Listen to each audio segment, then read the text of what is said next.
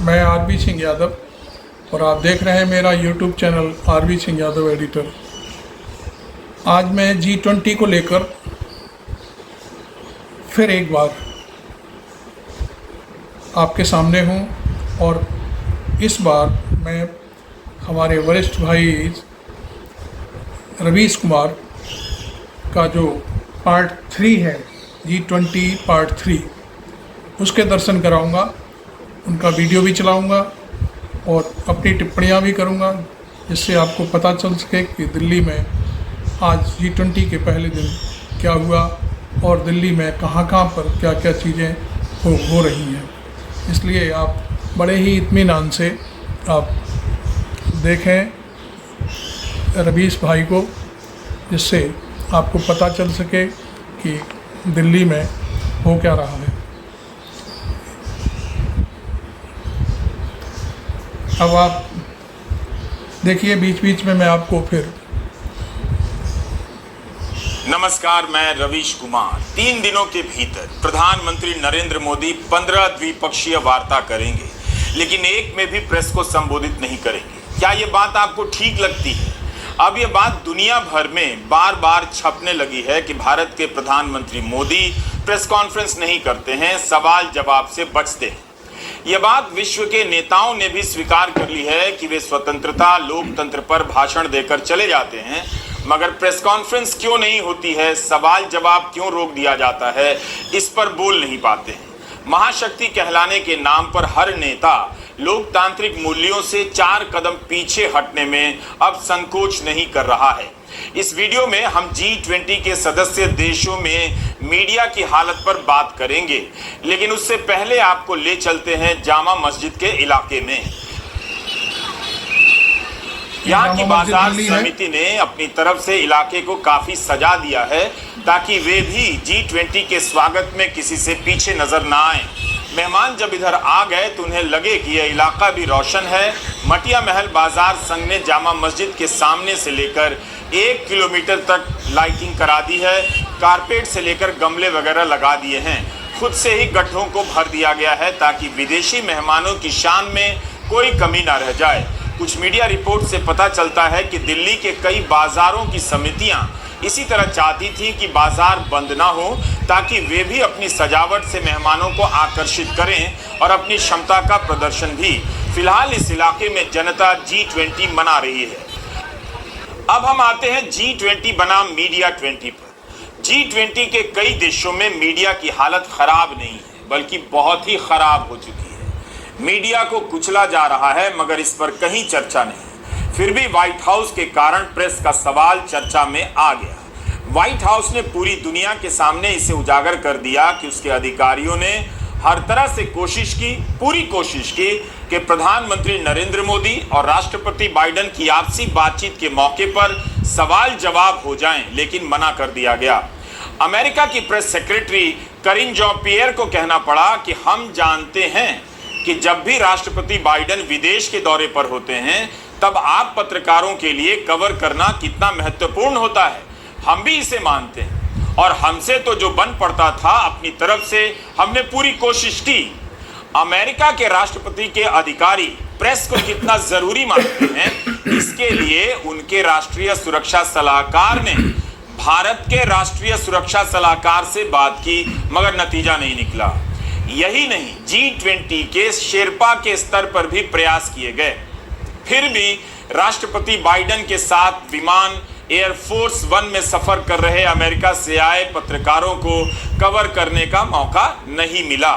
CNN ने लिखा है कि व्हाइट हाउस राष्ट्रपति बाइडेन के कहने पर अपने देश के प्रेस के लिए इतनी कोशिश कर रहा था।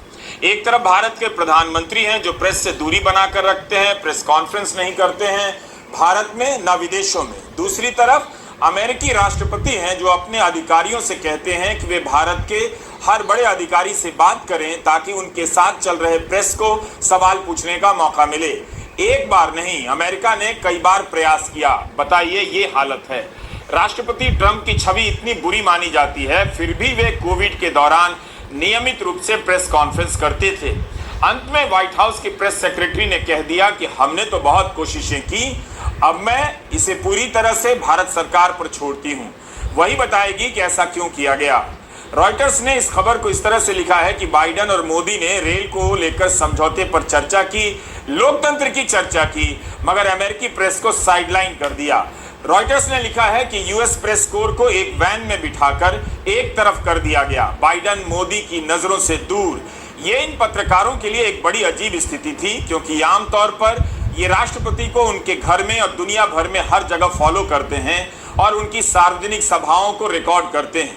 रिपोर्ट में लिखा है कि प्रधानमंत्री के दफ्तर द्वारा बस कुछ तस्वीरें जारी कर दी गई, जिसमें दोनों नेता दोस्ताना अंदाज में साथ बैठे देखे जा सकते हैं। सरकार ही वीडियो बनवाकर जारी कर रही है, ठीक उसी तरह से जैसे आप अपनी शादी का वीडियो बनवाते हैं और रिश्तेदारों को दिखाते हैं।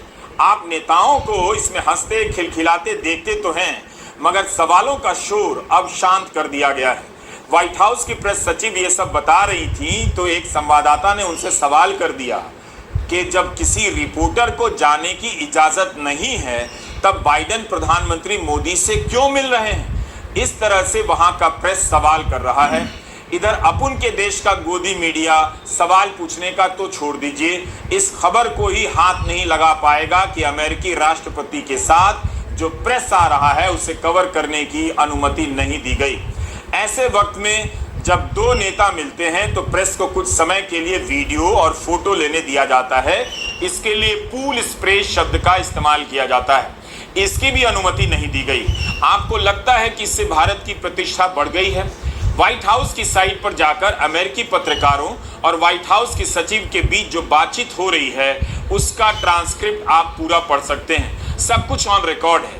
आपको पता चलेगा कि प्रेस को अनुमति नहीं मिलने का मामला कितना बड़ा है। जिस मुलाकात के लिए प्रेस की परवाह नहीं की गई, इजाजत नहीं दी गई, उस मुलाकात के बाद जो साझा बयान जारी किया गया उसमें लोकतांत्रिक मूल्यों पर भी जोर था। जैसे अब लोकतांत्रिक मूल्यों से प्रेस और उसके सवालों को बाहर कर दिया गया है। साझा बयान का थोड़ा सा हिस्सा सुन लीजिए, फिर खुद से पूछिए कि इसे सुनकर आप क्या करेंगे। इसमें कहा गया है कि दोनों नेताओं ने अपनी सरकारों से विश्वास और परस्पर समझ पर आधारित हमारे बहुआयामी वैश्विक एजेंडे के सभी आयामों में भारत अमेरिकी रणनीतिक साझेदारी में बदलाव लाने का काम जारी रखने का आह्वान किया।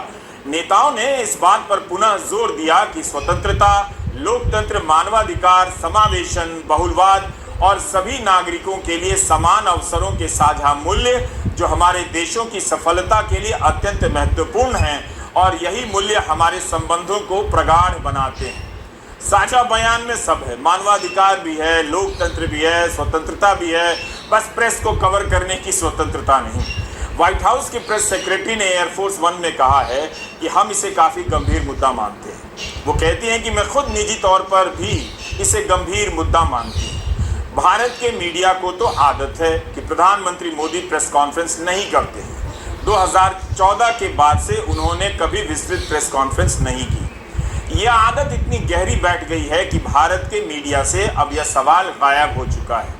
लेकिन अब अमेरिका के मीडिया को भी भारत का मीडिया बनना पड़ रहा है। उसे भी ये आदत डालनी पड़ रही है कि अगर कोई सम्मेलन होगा, वहाँ प्रधानमंत्री मोदी मौजूद होंगे तो निश्चित रूप से प्रेस कॉन्फ्रेंस नहीं होगी।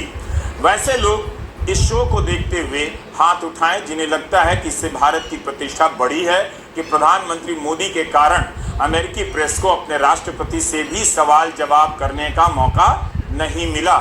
प्रेस सचिव करीन जॉन-पियर ने कहा कि उनके लिए यह काफ़ी सीरियस मामला है। आपने हमारे सामने अपना पक्ष रखा है, हम इसे गंभीरता से देखते हैं। मैं निजी तौर पर इसे गंभीर मुद्दा मानती हूँ। हम जो कर सकते थे वो कर रहे हैं, मगर आखिर में हमें वही करना होगा जो मेज़बान ने तय किया है। प्रेस सचिव करीन जॉन-पियर ने इसी जून की उस घटना का भी जिक्र कर दिया और कहा कि वह भी अजीब सा था जब प्रधानमंत्री मोदी ने एक सवाल किया। आप जानते हैं कि वॉल स्ट्रीट जर्नल की सबरीना ने जब प्रधानमंत्री मोदी से सवाल किया तो उन्हें किस तरह से टारगेट किया गया था, निशाना बनाया गया था। G20 के लिए भव्य मीडिया सेंटर बनाया गया है। यह हर कोई समझता है कि इस तरह के उच्च स्तरीय सम्मेलन में सभी पत्रकारों को जगह नहीं मिल सकती है। इस आयोजन को केवल मान्यता प्राप्त पत्रकार ही कवर कर सकते हैं, लेकिन विदेश मंत्रालय से लेकर सरकार के अलग अलग चैनलों पर इसके जो वीडियो डाले जा रहे हैं वो जनता के पैसे से बनते हैं, लेकिन सरकार ने बहुत साफ नहीं किया है कि अमुक वीडियो किस विभाग का है, उसके कॉपीराइट के नियम क्या हैं। इस कारण यूट्यूबर के लिए इनका इस्तेमाल करना मुश्किल है। पता नहीं कब सरकार का कौन सा विभाग इन वीडियो के इस्तेमाल करने पर यूट्यूब चैनल को कॉपीराइट नोटिस भेज दे और यूट्यूब चैनल बंद भी हो सकता है। लेकिन अगर सरकारी हो चुके प्राइवेट मीडिया के अलावा स्वतंत्र पत्रकार कवर करना चाहें तो उनके लिए मुश्किल है। इसके बाद भी हमने आप दर्शकों तक इसकी जानकारी पहुंचाने के लिए 2 वीडियो बना दिए। ये तीसरा वीडियो आप देख रहे हैं। हालत यह है कि प्रधानमंत्री के बयान का वीडियो भी नहीं दिखा सकते, जबकि सब कुछ जनता के पैसे से कवर किया जा रहा है। वैसे अब राष्ट्रपति बाइडेन भारत में नहीं, वियतनाम की राजधानी हनोई में प्रेस कॉन्फ्रेंस करेंगे। प्रेस सचिव ने कहा कि वहां करना थोड़ा आसान है और शांति भी रहेगी। ये हालत हो गई है। हम अपनी ताकत इसमें दिखा रहे हैं कि आप आइए, सोने चांदी की थाली में खाना खाइए, कुछ पूछिए नहीं, बस खिसक लीजिए, सवाल जवाब मत कीजिए। एक तरफ अमेरिकी प्रेस को बाइडेन मोदी वार्ता से बाहर कर दिए जाने की खबरें छप रही हैं, तो बीजेपी के उपाध्यक्ष जे पांडा ने फ्रांस 24 को एक इंटरव्यू दिया है, उस पर भी गौर कर लीजिए। जय पांडा ने कहा है कि चुनावों से पहले इस तरह की बातें होने लग जाती हैं, जैसे अभिव्यक्ति की स्वतंत्रता खतरे में है। अगर आप भारतीय चैनलों को देखेंगे, अखबारों या वेबसाइट को देखेंगे, आपको कई सारी आवाजें सुनाई देंगी। इनमें से ज्यादातर सरकार के खिलाफ है। इसके बाद भी आप तथाकथित ग्लोबल इंडेक्स जारी करते हैं जो पश्चिम के देशों के पूर्वाग्रह को दिखाते हैं। कोई प्रेस फ्रीडम इंडेक्स है जिसमें भारत, अफगानिस्तान और लीबिया के बाद आता है। यह सही नहीं है। यह सवाल दुनिया भर में उठ रहा है और जवाब आपने गौर किया होगा। गोदी मीडिया आज के भारत की सच्चाई है। जय पांडा किस मीडिया की बात कर रहे हैं जिसमें सरकार से सवाल पूछने का शोर उन्हें सुनाई देता है? किस गोदी मीडिया में सरकार से सवाल है और जनता की आवाज है, आप बताइए। बीजेपी के उपाध्यक्ष जिन वेबसाइट का हवाला दे रहे हैं, क्या उनके नाम, उन्होंने नाम नहीं बताए, मगर मैं कह रहा हूं कि क्या उनके नाम द वायर है, स्क्रोल है, आर्टिकल 14 है, कैरवन है, न्यूज लॉन्ड्री है या रिपोर्टर्स कलेक्टिव है? और फिर जय पांडा यह भी बता दें कि क्या उनकी सरकार इन वेबसाइट को विज्ञापन देती है? इस सवाल का जवाब वो नहीं देंगे, मगर इनके काम से सरकार क्रेडिट ले रही है कि भारत में पूछने की आजादी। अब आप समझ गए। G20 को लेकर हंगामा खड़ा किया गया ताकि शोर में सब कुछ निकल जाए, मगर मीडिया का सवाल ऊपर आ ही गया। G20 दावा करता है कि ग्लोबल साउथ की आवाज उठाएगा, यानी ऐसे देश जो हाशिए पर हैं। लेकिन आज की दुनिया में मीडिया अपने आप में ग्लोबल साउथ बन चुका है। मीडिया के इस ग्लोबल साउथ पर G20 में कोई चर्चा नहीं। जो काम G20 नहीं कर सका वो काम द वायर ने कर दिखाया। 20 मीडिया संस्थानों के संपादकों, पूर्व संपादकों से बात कर एक मीडिया 20 का आयोजन कर दिया गया। यह भी अपने आप में एक रचनात्मक घटना है। वायर के सिद्धार्थ वरदराजन ने इस सम्मेलन का संचालन किया, जिसमें इटली, म्यांमार, ब्राजील, दक्षिण कोरिया, जापान, इंडोनेशिया, दक्षिण अफ्रीका, तुर्की, ऑस्ट्रेलिया, यूके, लेबनान, कनाडा और भारत से एनराम ने हिस्सा लिया। रफाल मामले में खोजी पत्रकारिता करने वाली संस्था मीडियापार के संपादक ने भी हिस्सा लिया। इसके अलावा Financial Times, Guardian, Globe and Mail, Italy का ला रिपब्लिका, म्यांमार नाउ, दक्षिण अफ्रीका से द हेरल्ड और वीकेंड पोस्ट, तुर्की का हुर्रियत और लेबनान का एक अखबार भी शामिल हुआ। सिद्धार्थ वरदराजन ने कहा कि G20 में महिलाओं के लिए W20 है, नागरिक समाज के लिए C20, कारोबारियों के लिए B20, जलवायु परिवर्तन के लिए C20 और इस तरह की तमाम बैठकें हुई हैं। तो मीडिया के लिए भी M20 हो सकती थी। उन्होंने कहा कि G20 के नेताओं को यह संदेश देना होगा कि अगर उनके देशों में मीडिया स्वतंत्र नहीं है तो वे जिन समस्याओं का हल ढूंढने की उम्मीद कर रहे हैं उनमें से किसी का समाधान नहीं किया जा सकता है। It occurred to some of us here in the media in India, and we formed an organizing committee a few months ago to prepare for this M20 media summit, that we should take the lead ourselves and bring together colleagues from around the G20 so we could both have a conversation between ourselves or among ourselves on the problems that we face and also send a clear message to the leaders of the G20, who will soon gather for their summit in New Delhi, that none of the problems that they hope to solve can be handled if the media in their countries are not free. इस M20 की online बैठक करना ही अपने आप में एक चुनौती रही होगी। ऑनलाइन आयोजनों को भी बाधित किया जा सकता है, इसलिए अंतिम समय तक M20 की बैठक की जानकारी सार्वजनिक नहीं की गई थी। इस हालत में प्रेस की संस्थाएं काम कर रही हैं। इस बैठक में सभी पत्रकारों ने अपने अपने देश के अनुभव साझा किए, जिससे यह बात निकल कर आई कि G20 के देशों में कई जगहों पर कानून का दुरुपयोग कर पत्रकारिता को अपराध बना दिया जा रहा है। बड़ी संख्या में पत्रकार गिरफ्तार किए जा रहे हैं। रूस और चीन जैसे देशों में स्वतंत्र पत्रकारिता करना नामुमकिन होता जा रहा है। अमेरिका में भी विसिल ब्लोअर हैं, उन्हें टारगेट किया जाता है। कई G20 देशों में पत्रकारों पर जासूसी करने वाले सॉफ्टवेयर के माध्यम से निगरानी रखी जा रही है। बेहद दबाव वाला मीडिया बिजनेस मॉडल के साथ साथ big tech platform Google, Meta और ट्विटर यानी एक्स जैसे मध्यस्थों की बढ़ती ताकत पर भी चर्चा हुई। फर्जी खबरें, दुष्प्रचार और आर्टिफिशियल इंटेलिजेंस की चुनौतियों पर भी बात हुई। पेगासस को लेकर भारत में बात बंद हो गई है, जबकि संसद में विपक्ष ने इस पर बहस की मांग की थी। पेगासस पर भी प्रधानमंत्री ने संसद में बयान नहीं दिया, लेकिन पोलैंड की संसद की एक समिति ने पेगासस को सही पाया है। फ्रांस और पोलैंड में सरकार ने ही खुद जांच की और कार्रवाई की। आपको याद होगा कि गृहमंत्री अमित शाह ने कांग्रेस सांसद गौरव गोगोई से सबूत मांग दिया कि दीजिए कैसे जासूसी हो रही है। इस वीडियो को ध्यान से देखिएगा, क्योंकि खतरा पाठकों और दर्शकों पर भी आने वाला है। यह खबर 6 सितंबर की है। पोलैंड की सरकार ने पेगासस पर एक रिपोर्ट तैयार की है, जिसे जारी किया है वहां की संसद की समिति ने। 1.5 साल तक चली इस जांच में पाया गया है कि 2019 में पोलैंड के चुनावों में पेगासस के इस्तेमाल से विपक्ष के नेताओं की जासूसी हुई और इसका चुनाव पर बहुत बुरा असर पड़ा। मशीन द्वारा किए गए अनुवादों के हवाले से प्रेस में रिपोर्ट हो रहा है कि समिति ने लिखा है कि पोलिश कानून के तहत पेगासस का इस्तेमाल नहीं किया जा सकता। पेगासस को लेकर पोलैंड के मीडिया में रिपोर्टिंग बंद नहीं हुई। इसी मार्च की खबर है कि पोलैंड में विपक्ष के एक मेयर का फोन 2018-19 में पेगासस से हैक किया गया। फ्रांस के राष्ट्रपति के फोन पर भी पेगासस के हमले की बात सामने आई थी, जिसके बाद वहां सरकार ने ही जांच की। फ्रांस के खुफिया विभाग ने जांच कर पुष्टि की थी कि 3 पत्रकारों पर पेगासस से हमला हुआ था।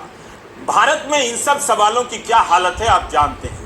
यही नहीं, मीडिया 20 में इस पर भी चर्चा हुई कि आर्टिफिशियल इंटेलिजेंस से लेकर गूगल, मेटा, ट्विटर से मीडिया को किस तरह की चुनौतियां मिल रही हैं। फाइनेंशियल टाइम्स की एडिटर ने पाठकों के नाम खुला पत्र लिखा है कि उनके यहाँ जो भी छपता है उसे इंसानों ने जांचा परखा है, मशीनों ने नहीं। AI नया कुछ नहीं खोज पाता, जो सूचनाएं पहले से मौजूद हैं उसी का घोल मट्ठा बनाता रहता है। तुर्की G20 का सदस्य है।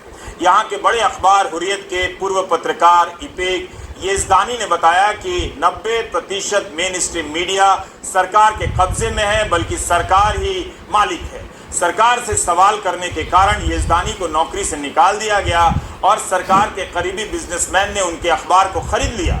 ये कहानी और कहाँ घटी है, जरा आप याद कीजिए। प्रेस फ्रीडम के मामले में तुर्की का स्थान 185 देशों में 155वें नंबर पर है। भारत का स्थान तुर्की के नीचे है, 161वें नंबर पर है। तुर्की में पत्रकार अब संगठित होने लगे तो 45 पत्रकारों को बिना नोटिस के निकाल दिया गया।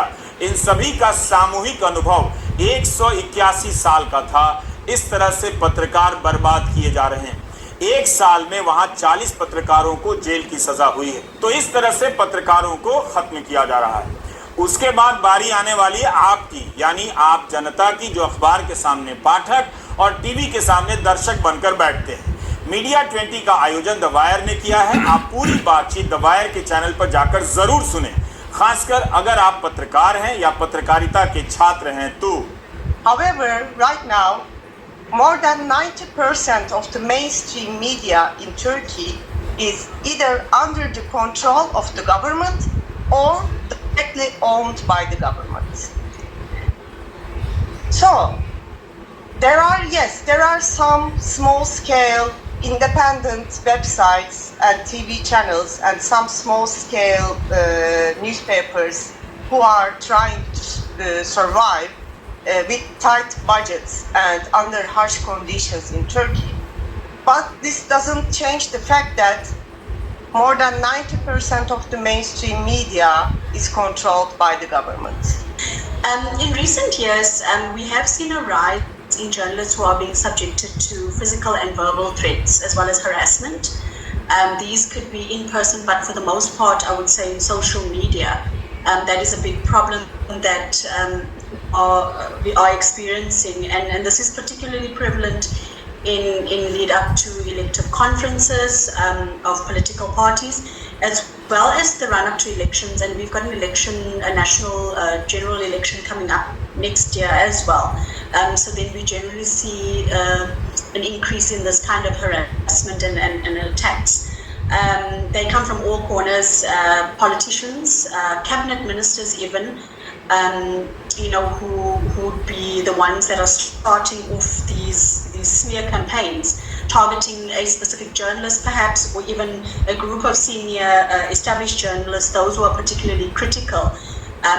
We see this on social media, and then you have a situation where their supporters are then coming for those journalists too, and then begin harassing them and intimidating and even threatening them.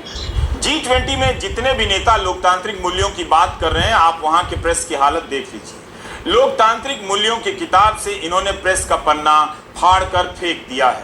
Delhi में G20 देशों का झंडा लहरा रहा है, मगर इन देशों के भीतर प्रेस की हालत बहुत अच्छी नहीं। रूस के एक पत्रकार को नोबेल पुरस्कार भी मिला, उसे वहां की अदालत में अब साबित करना है कि वह विदेशी एजेंट नहीं है।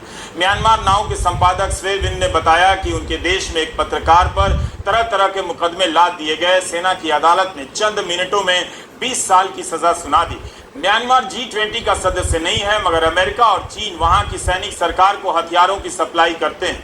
खबर छपी है कि लंदन में म्यांमार के लोगों ने प्रदर्शन किया है। उनकी मांग है कि ब्रिटेन के प्रधानमंत्री भारत के प्रधानमंत्री पर दबाव डाले कि भारत म्यांमार को हथियारों की सप्लाई ना करे।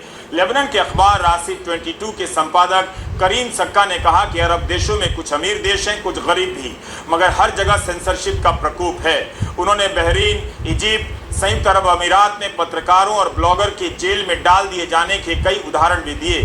फाइनेंशियल टाइम्स के बोर्ड के निदेशक जेम्स लेमोंट ने कहा कि उनके अखबार के संवाददाता 33 देशों में काम करते हैं, इसलिए उन्हें अच्छी तरह पता है कि उन देशों में प्रेस का किस तरह से दमन हो रहा है। पत्रकारों ने कहा कि पत्रकारिता का पेशा ही खत्म होता जा रहा है। इस मुश्किल हालत में उसके अस्तित्व का बचे रह पाना आसान नहीं। दुनिया भर में मीडिया को कुचला जा रहा है। इसका नुकसान सीधे सीधे जनता को होने वाला है और G20 को इसकी फिक्र नहीं है। भारत में हजारों छात्र जो पत्रकारिता की पढ़ाई पढ़ रहे हैं, उनके लिए यह जानकारी काफी महत्वपूर्ण है। जिस पेशे में आपका भविष्य बनना है, उसे खत्म करने के तरीकों का अध्ययन आज से ही शुरू कर दीजिए और जानिए कि सरकारें किस तरह से दमन कर रही हैं। और दर्शक यह सोचें कि क्या वाकई आप बिना स्वतंत्र मीडिया के किसी भी लोकतंत्र की कल्पना कर सकते हैं। नमस्कार, मैं रवीश कुमार। आप देख रहे थे रवीश कुमार, और मेरे साथ उन्होंने प्रेस की स्वतंत्रता पर आज अपना G23 पार्ट बनाया था, जो मैंने आपके सामने प्रस्तुत किया। और भारत में प्रेस की क्या स्थिति है, इस पर चर्चा हुई। और ख़ासकर G20 के कुछ मिनट्स ने एक आयोजन किया जिसमें 20 नामी गिरामी अखबारों के संपादकों को शामिल किया, लेकिन ये भी उन्होंने तब किया कि कहीं उनकी वेबसाइट को कोई हैक ना कर ले। इसलिए जब कार्यक्रम हुआ तो उससे पहले तक किसी को कोई भनक तक नहीं लगने दी कि हम ये कार्यक्रम करने जा रहे हैं। हालांकि आज G20 में कुछ कार्यक्रम हुए हैं, बाइडेन भी बोले हैं और नरेंद्र मोदी भी बोले हैं। अध्यक्षता करते हुए उन्होंने शायद कुछ कार्यक्रम भी दिए हुए हैं, और जिसको बाकायदे जारी किया गया है। शायद एक बड़ी खबर ये निकल कर आई है कि एक कोई साउथ एशिया के देशों को सीधे यूरोप से जोड़ने के लिए कोई एक मार्ग बनाया जाएगा। उसका नाम तो अभी मेरे सामने नहीं आया है, लेकिन कुछ इस तरह की एक चर्चा हुई है कि सारे देशों को उस मार्क के ज़रिए जोड़ा जा सकता है। आप देख रहे थे मेरा यूट्यूब चैनल भाई रवीश कुमार के साथ। आपने पूरा देखा, इस पर कमेंट करें और फॉलो भी करें, और मुझे